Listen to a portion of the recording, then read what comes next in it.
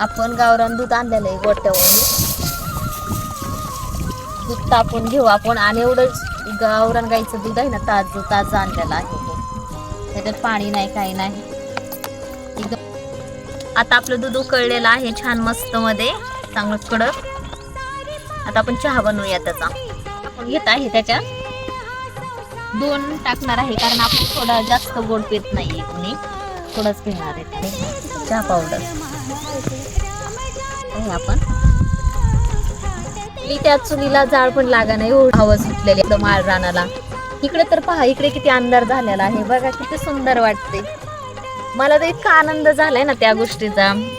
एवढं छान दिसतं इकडं. इथे मोर हे खूप दिसतं सकाळ सकाळ जर तुम्ही बघितलं. शेत खुरपलेलं आहे, गवत हे सगळं काढलंय. आम्ही बाजरी लावलेली आहे, तुम्ही पाहू शकता. सकाळी मी तुम्हाला त्याचा पण व्हिडिओ दाखव. बघा चहा किती मस्त उकळलेला आहे. आपल्या चुलीला तर 1 नंबर जाळ लागलेला आहे. मला तर चूल नव्हती पेटवायला येत, पण माझ्या मिस्टरांनी चूल पेटवून दिली मला. कसलं भारी उकळते बघा. आता 1च नंबर चहा झालेला. आम्हाला चहा थंडीच्या दिवसात पिण्याच एक मजा असते आणि एक पावसात 1च नंबर आहे. पहा चहा